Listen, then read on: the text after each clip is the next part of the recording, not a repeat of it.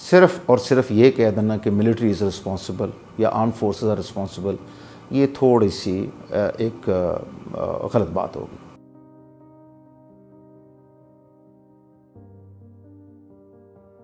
जी, मेरा नाम brigadier retired Nasir Shafiq है और मैं एक रिसर्चर हूँ, एकेडमिक हूँ।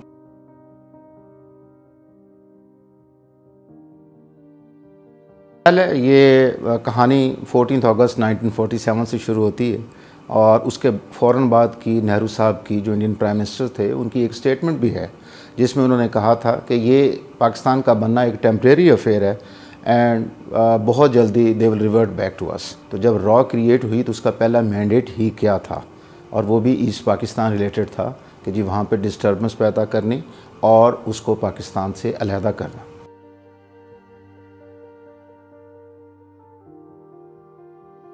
इंडिया का role in the East Pakistan, तो मैं रॉ के रोल के बारे में बात करूँगा और बड़ी interesting books and very revealing books हैं रॉ के रोल के बारे में जो कि उन्होंने ईस्ट पाकिस्तान में किया ever since they were raised in September 1968। तो उसमें एक बड़ी मशहूर बुक है जो कि अगेन इंडिया ने लिखी, द काउबॉयज़ ऑफ रॉ। ये बी रामन साहब ने लिखी। बी रामन साहब जो हैं इंडियन है। इस तरीके से एक और बुक है रॉ की हिस्ट्री के बारे, ये यातीश यादेव साहब ने लिखी है, ये भी इंडियन है। फिर एक और बुक लिखी है रॉ एंड बांग्लादेश के नाम से, ये ज़ैनुल आबिदीन साहब ने लिखी है।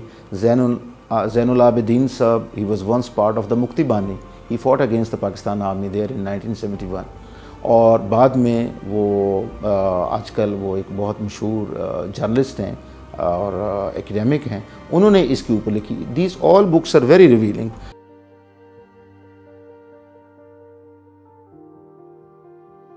इसको सिर्फ ये कह देना कि it was a political failure या it was a military failure या किसी एक इदारे या एक इंडिविजुअल के नाम पे लगाना, that will be unfair. Actually this was a national failure. इसमें हमारी अपनी भी बहुत सारी गलतियां शामिल थी जो कि कुछ इदारों से भी हुई, कुछ इंडिविजुअल से भी हुई।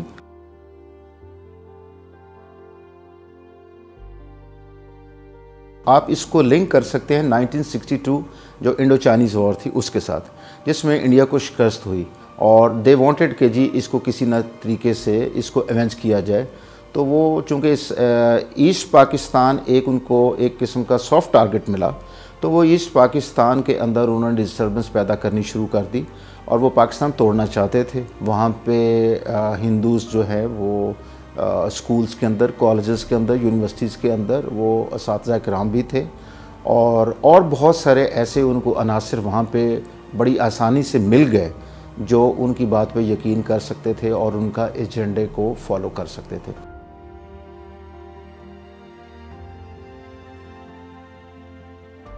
अगरतला जो कॉन्स्पिरेसी केस है वो एक हकीकत है और ये मैं नहीं कह रहा, ये जो इंडियन रिसर्चर्स हैं वो कह रहे हैं।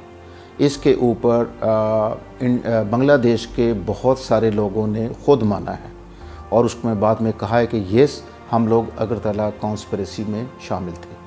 आपका ये सवाल कि उसको हमारे लोगों ने या हमारी इदारों ने सही तरीके से हैंडल नहीं किया, तो मेरा ख़्याल है वो अगरतला केस जो था वो स्टार्ट तो हुआ लेकिन वो उसके बाद कुछ पॉलिटिकल कंपल्शंस की नज़र हो गया और जो कि नहीं होना चाहिए था, और उसका बाद वाली तारीख़ बताती है कि उसका बांग्लादेश या ईस्ट पाकिस्तान की तारीख़ पे बहुत बुरा असर पड़ा।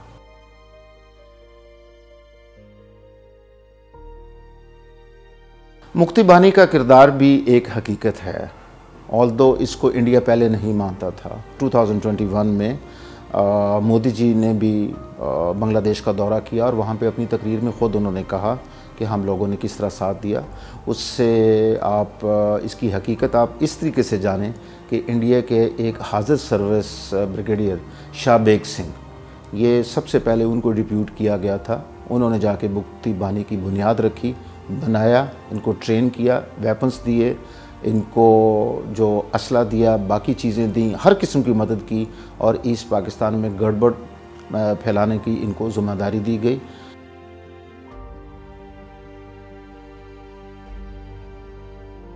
मेरा ख़्याल है बिहारी कम्युनिटी की जो कुर्बानियाँ हैं पाकिस्तान के लिए वो लाजवाल कुर्बानियाँ।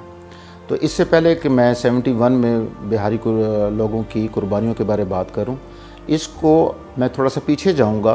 पाकिस्तान की क्रिएशन से पहले, इंडिपेंडेंस से पहले, अक्टूबर 1946 में बिहार मैसेकर हुआ था, और जहां पे हिंदुओं ने जो बिहारी मुसलमानों का बहुत ज़्यादा कत्लेआम किया था, और जिसके ऊपर कायद-ए-आज़म ने ख़ुद एक इंक्वायरी कमेटी बिठाई, और जब उसकी रिपोर्ट आई तो उन्होंने ये कंक्लूड किया कि अभी इंशाल्लाह पाकिस्तान को बनने से कोई नहीं रोक सकता। बाद में ये लोग ईस्ट पाकिस्तान में चले गए 1947 में, और ये कायद-ए-आज़म की बाकी जो मुस्लिम लीडर्स थे उनकी दावत पे गए कि जी वे वहाँ पे आएँ और एक नौज़ायदा मुमलिकत जो है उसको सहारा दे। बिहारी कम्युनिटी का एंड स्पेशली जो EPCF, East Pakistan civil armed forces के लोगों का पाकिस्तान के ऊपर एक एहसान है, और उसका एहसान का बदला हम यही दे सकते हैं, जो लोग इनके पाकिस्तान में हैं उनकी जो जायज़ मुश्किलात हैं वो उनको दूर किया जाए।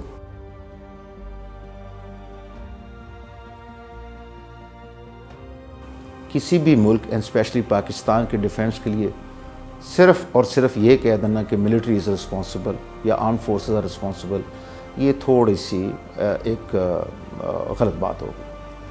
आजकल के एनवायरनमेंट में आर्मी से ज़्यादा, आर्म फोर्सेस से ज़्यादा यूथ एंड जो एकेडेमिया है, they are the best guardians of the ideological frontiers of the Pakistan. इसलिए कि आजकल गन से ज़्यादा पेन पावरफुल हो चुका है।